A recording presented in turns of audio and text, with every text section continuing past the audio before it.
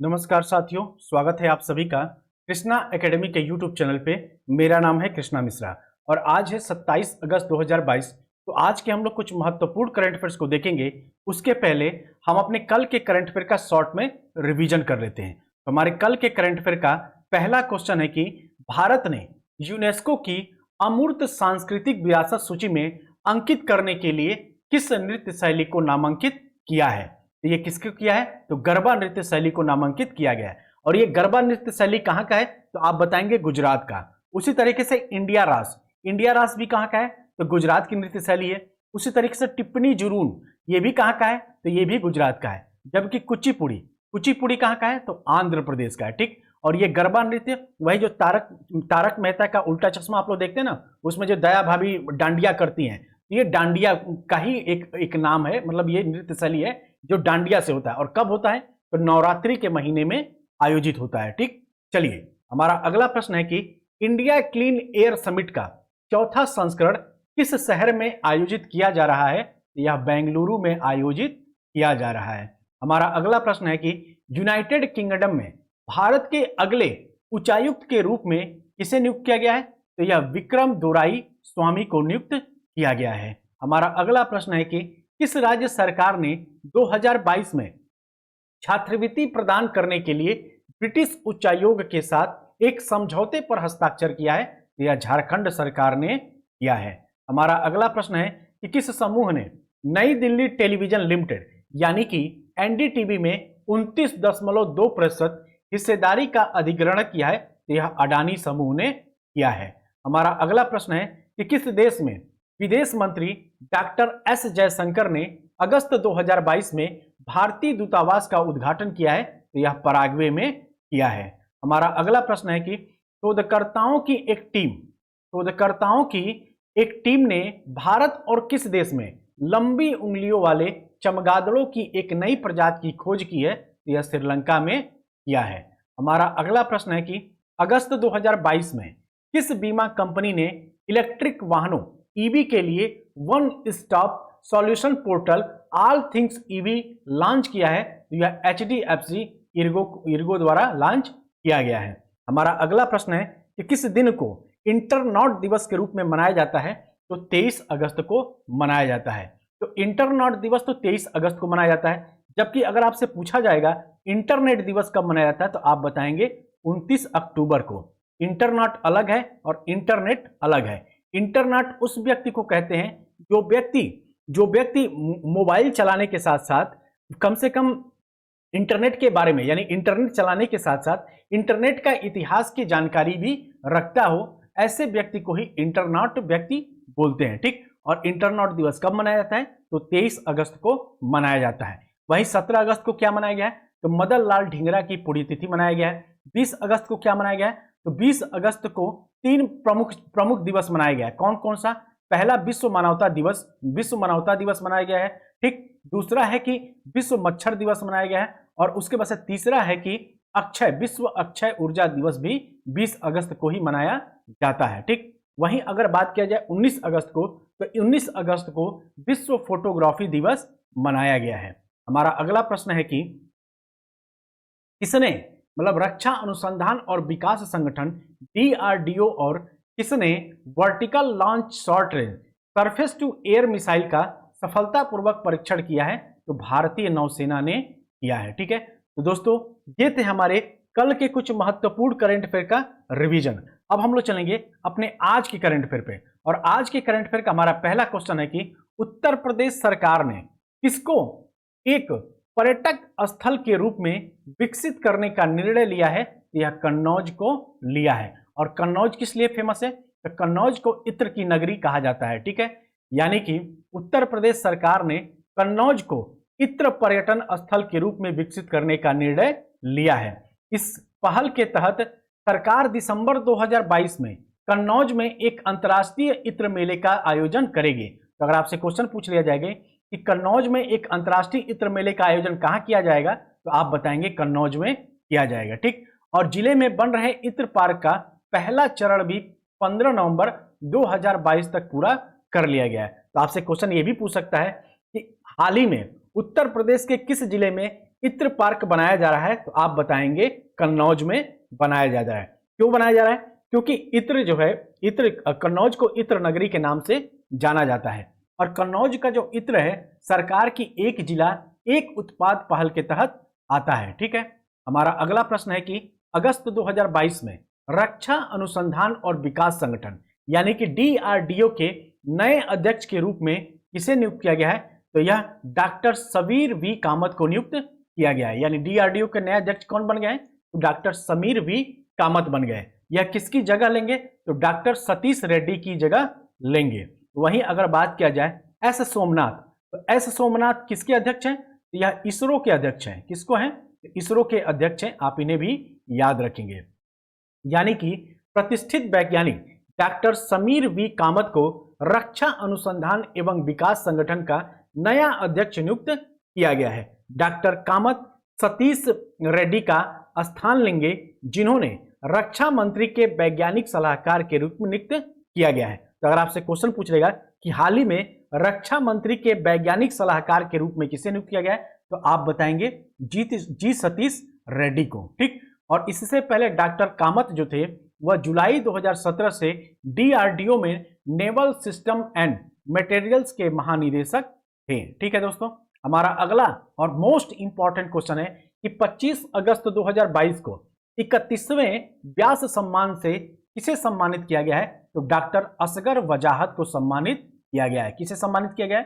तो डॉक्टर असगर वजाहत को नियुक्त किया गया है, मतलब सम्मानित किया गया है। और ये किसके लिए? तो इनकी पुस्तक महाबली के लिए इनको सम्मानित किया गया है। अगर मैं आपसे पूछूं कि पहले व्यास सम्मान से किसे सम्मानित किया गया था, तो पहले व्यास सम्मान से डॉक्टर रामविलास शर्मा को सम्मानित किया गया था। ठीक, और कब सम्मानित किया गया था? तो 1991 में। और 1991 में ही ये व्यास सम्मान की शुरुआत की गई थी। किसके द्वारा? तो के बिड़ला फाउंडेशन के द्वारा इसकी शुरुआत की गई थी। वहीं अगर बात की जाए शरद पगारे की, तो शरद पगारे को 30वां व्यास सम्मान दिया गया था। ठीक है, यानी कि अगर आपसे क्वेश्चन पूछ लेगा कि 30वां व्यास सम्मान किसे दिया गया था, तो शरद पगारे को दिया गया। और इनकी किस पुस्तक के लिए इनको दिया गया था व्यास सम्मान, ये आप कमेंट करके बताएंगे। यानी कि हिंदी के जाने माने लेखक डॉक्टर असगर वजाहत को 25 अगस्त 2022 को 31वें व्यास सम्मान से सम्मानित किया गया है। उन्हें उनके नाटक महाबली, जो मुगल सम्राट अकबर और कवि तुलसीदास पर केंद्रित है, के लिए प्रतिष्ठित पुरस्कार के लिए चुना गया है। व्यास सम्मान भारत में एक हिंदी साहित्य पुरस्कार है। कौन सा पुरस्कार है? तो हिंदी साहित्य पुरस्कार है, जिसे पहली बार 1991 में प्रदान किया गया था। यह के बिड़ला फाउंडेशन द्वारा प्रतिवर्ष प्रदान किया जाता है और इसमें 4 लाख का पुरस्कार होता है। ठीक है, हमारा अगला इंपॉर्टेंट प्रश्न है कि अंतर्राष्ट्रीय मुद्रा कोष यानी कि IMF के में भारत के कार्यकारी निदेशक के रूप में किसे नियुक्त किया गया है? तो कृष्णमूर्ति सुब्रमण्यम को नियुक्त किया गया है। ठीक है, किसकी जगह नियुक्त किया गया है? तो सुरजीत भल्ला की जगह नियुक्त किया गया है। वहीं अगर बात किया जाए कि डॉक्टर हर्षवर्धन की, तो डॉक्टर हर्षवर्धन वर्ल्ड बैंक के मुख्य कार्यकारी निदेशक हैं। ठीक है, यानी कि पूर्व मुख्य आर्थिक सलाहकार कृष्णमूर्ति सुब्रमण्यम को अंतर्राष्ट्रीय मुद्रा कोष में भारत के कार्यकारी निदेशक के रूप में नियुक्त किया गया है। उनका कार्यकाल नवंबर 2022 से शुरू होकर 3 साल की अवधि तक जारी रहेगा। वह IMF में भारत के वर्तमान कार्यकारी निदेशक सुरजीत भल्ला का स्थान लेंगे। सुब्रमण्यम 2018 और 2021 के बीच वित्त मंत्रालय में सबसे कम उम्र के CEA थे। CEA का फुल फॉर्म क्या है? कि पूर्व मुख्य आर्थिक सलाहकार थे। ठीक, उसी तरीके से हमारा अगला इंपॉर्टेंट प्रश्न है कि ड्रीम सेंटगो के पहले ब्रांड एम्बेसडर के रूप में किसे नियुक्त किया गया है? तो यह सौरव गांगुली को नियुक्त किया गया है। और ये सौरव गांगुली कौन है? तो भूतपूर्व क्रिकेटर और वर्तमान में BCCI के अध्यक्ष हैं। और ये चौथे BCCI अध्यक्ष हैं, तो 39वें BCCI अध्यक्ष हैं, आप इन्हें याद रखेंगे। यानी कि स्पोर्ट्स एक्सपीरियंस और ट्रैवल प्लेटफॉर्म ड्रीम सेंटगो ने सौरव गांगुली को अपना पहला ब्रांड एम्बेसडर घोषित किया है और लोगों को दुनिया भर में खेल आयोजनों तक पहुंच प्रदान करने के लिए ड्रीम स्पोर्ट्स के स्वामित्व वाली कंपनी को 2019 में लॉन्च किया गया था। कंपनी के लिए सुपर कैप्टन के रूप में वह मैनचेस्टर सिटी, चेल्सी एफसी आदि के साथ कंपनी की प्रमुख साझेदारी के माध्यम से पेश किए गए उसके क्यूरेटिक अनुभव को बढ़ावा देंगे। ठीक है, हमारा अगला प्रश्न है कि किसने भारत में साइबर सुरक्षा शोधकर्ताओं और डेवलपर्स के कौशल को बढ़ाने के लिए एक अभियान की घोषणा की है? तो यह गूगल ने किया है। ठीक है, किस कंपनी ने किया है? तो गूगल कंपनी ने किया है। हमारा अगला प्रश्न है कि किसने न्यू इंडिया सिलेक्टेड राइटिंग 2014 से 2019 नामक पुस्तक का विमोचन किया है? यह एम वेंकैया नायडू ने किया है। किस पुस्तक का विमोचन किया है? तो न्यू इंडिया सिलेक्टेड राइटिंग 2014 से 2019। ठीक, और इसका किसका विमोचन किसने किया है? एम वेंकैया नायडू ने किया है। यानी कि पूर्व प्रधानमंत्री एम वेंकैया नायडू ने 24 अगस्त 2022 को न्यू इंडिया सिलेक्टेड राइटिंग 2014-2019 नामक पुस्तक का विमोचन किया है। यह पूर्व केंद्रीय मंत्री और पद्म विभूषण प्राप्तकर्ता अरुण जेटली के चुनिंदा लेखों का संकलन है। 24 अगस्त 2022 को उनकी पुण्यतिथि मनाई जाती है। यानी 24 अगस्त को किसकी पुण्यतिथि मनाई जाती है? तो अरुण जेटली जी की पुण्यतिथि मनाई जाती है। और जेटली ने 2014 से 2019 तक भारत सरकार के वित्त और कारपोरेट मंत्री के रूप में कार्य किया था। ठीक है, हमारा अगला प्रश्न है कि कोच किस कोच को आगामी एशिया कप के लिए अंतरिम मुख्य बनाया गया है? तो आप बताएंगे वीवीएस लक्ष्मण को बनाया गया है। यानी कि वीवीएस लक्ष्मण को आगामी एशिया कप 2022 के लिए अंतरिम मुख्य कोच बनाया गया है। कोविड-19 से संक्रमित हुए राहुल द्रविड़ की अनुपस्थिति में टीम इंडिया की देखरेख करेंगे। कौन करेगा? तो वीवीएस लक्ष्मण करेंगे। और नवंबर 2021 में राहुल द्रविड़ के पद खाली होने के बाद लक्ष्मण को ही एनसीए का प्रमुख नामित किया गया था। इससे पहले उन्हें आयरलैंड जाने वाली भारतीय टीम का मुख्य कोच नामित किया गया था, जिसके कप्तान हार्दिक पांड्या थे। ठीक, हमारा अगला इंपॉर्टेंट प्रश्न है कि यूक्रेन का स्वतंत्रता दिवस कब मनाया जाता है? तो 24 अगस्त को मनाया जाता है। ठीक है, और 15 अगस्त को भारत का मनाया जाता है, 14 अगस्त को पाकिस्तान का मनाया जाता है। यानी कि 1991 की स्वतंत्रता की घोषणा की स्मृति में 24 अगस्त को यूक्रेन का स्वतंत्रता दिवस मनाया जाता है। यूक्रेन रूस के बाद दूसरा सबसे बड़ा यूरोपीय देश है। अगर आपसे क्वेश्चन पूछा जाएगा कभी जीके में कि यूरोप का दूसरा सबसे बड़ा देश कौन सा है, तो आप बताएंगे यूक्रेन है। ठीक, और 1990 के दशक में सोवियत संघ के भंग होने के बाद 16 जुलाई 1990 को यूक्रेनी सरकार ने राज्य की संप्रभुता की घोषणा की थी। इस मौके पर अमेरिकी राष्ट्रपति जो बाइडेन ने कीव को 2.98 अरब डॉलर की सैन्य सहायता देने की घोषणा की है। ठीक है, और आज के करंट अफेयर का हमारा लास्ट क्वेश्चन है कि किसने ब्राजीलिया में अपने ब्राजीलियन समकक्ष कार्लोस फ्रांका के साथ भारत ब्राजील संयुक्त आयोग की 8वीं बैठक की सह अध्यक्षता की है? यह एस जयशंकर ने किया है। ठीक है, और ये था दोस्तों हमारे आज के करंट अफेयर का लास्ट क्वेश्चन। अब हम लोग चलेंगे अपने कुछ महत्वपूर्ण करंट अफेयर का रिवीजन कर लेते हैं। ठीक है, तो अगस्त 2022 में भारत में किस नए वायरस का पता चला है? यह टोमेटो फ्लू का पता चला है।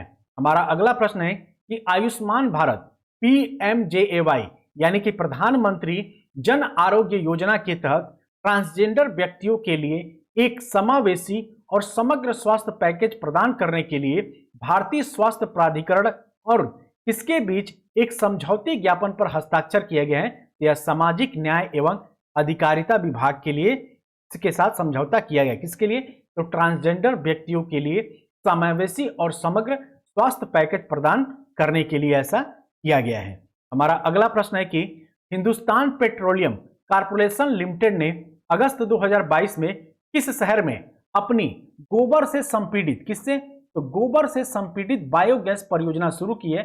यह राजस्थान में शुरू किया है और यह आपका मोस्ट इंपॉर्टेंट है। हमारा अगला प्रश्न है कि कौन सा देश अक्टूबर 2022 में आतंकवाद के विरुद्ध एक विशेष बैठक के लिए संयुक्त राष्ट्र सुरक्षा परिषद में के 15वें देशों के राजनयिकों की मेजबानी करेगा? तो यह भारत करेगा। ठीक, हमारा अगला प्रश्न है कि अंडर 20 विश्व कुश्ती चैंपियनशिप 2022 किस देश में आयोजित की गई थी? यह बुल्गारिया में आयोजित किए गए थे। और बुल्गारिया की राजधानी क्या है, ये आपको कमेंट करके बताना है। हमारा अगला प्रश्न है कि पीएम मोदी ने कहां पर अक्षय पात्र के मध्याह्न भोजन रसोई का उद्घाटन किया है? यह कहां किया है? यह वाराणसी में किया है। हमारा अगला प्रश्न है कि किस एयरलाइन को नागरिक उड्डयन महानिदेशालय से एयर ऑपरेटर सर्टिफिकेट दिया गया है? यह आकाशा एयर को दिया गया है। और आकाशा एयर में चेयरमैन का हाल ही में निधन हो गया है। उनका नाम क्या था? तो राकेश झुनझुनवाला उनका नाम था। हमारा अगला प्रश्न है कि भारतीय वायुसेना ने किस शहर में हेरिटेज सेंटर बनाने की घोषणा की है? यह चंडीगढ़ में किया है। और हमारा अगला प्रश्न है कि किस कंपनी द्वारा भारत का पहला स्वदेशी निर्मित लिथियम आयन सेल पेश किया गया है? यह ओला के द्वारा पेश किया गया है। ठीक है, हमारा अगला प्रश्न है कि किस भारतीय संगठन ने autonomous flying wing technical demonstrator का पहला उड़ान परीक्षण किया है? यह रक्षा अनुसंधान और विकास संगठन ने किया है। ठीक है, और आज के करंट अफेयर का हमारा लास्ट क्वेश्चन है कि किस आईआईटी संस्थान ने व्यक्तिगत कैंसर निदान के लिए एआई टूल विकसित किया है? तो आईआईटी मद्रास ने किया है। तो दोस्तों, ये थे हमारे आज के कुछ महत्वपूर्ण करंट अफेयर। ठीक है, धीरे धीरे कुछ ना कुछ पढ़ते रहिए। देखिए, सफलता उन्हीं को मिलती है, देखिए, जो कछुए की चाल चलते हैं, जो खरगोश की चाल चलते हैं। खरगोश की चाल चलने वाले वो इंसान होते हैं, जैसे वो सोच रहे हैं कि जब वैकेंसी आएगी तब हम पढ़ेंगे। तो आप खरगोश की चाल से चलेंगे तो हो सकता है आप तेज चलेंगे, और तेजी से चलने से अच्छा है कि हम धीरे धीरे कुछ ना कुछ जरूर सीखते जाएं। अगर आप लोग प्रण कर ले कि डेली हमको 10 नए फैक्ट भी सीखने हैं, तो आपकी सफलता से कोई रोक नहीं सकता। इसलिए कुछ ना कुछ जरूर पढ़ते रहिए दोस्तों, क्योंकि यही कुछ ना कुछ आप धीरे धीरे पढ़ते रहेंगे। ये सब चीजें आप एक वक्त आएगा कि ये सभी चीजें आपके दिमाग में बैठ जाएंगे। फिर आपको ना ही कभी रिवीजन करने की जरूरत पड़ेगी और ना ही कुछ करने पड़े, लेकिन डेली आपको कुछ ना कुछ पढ़ते रहना है। कभी भी कोई भी दिन ऐसा नहीं होना चाहिए कि बिना कुछ सीखे निकल जाए। अगर आप ये लोग प्रण कर लेंगे कि हमें कोई भी दिन ऐसा नहीं गुजारना है जो किसी भी दिन हम कुछ नया ना सीखें, अगर आपने ये प्रण बना लिया कि हमें रोज कुछ ना कुछ सीखना है, तो आपकी लाइफ सुधर जाएगी। चलिए फिर मिलते हैं अगले क्लास में। तब तक के लिए आप सभी का बहुत बहुत धन्यवाद। जय हिंद, जय भारत।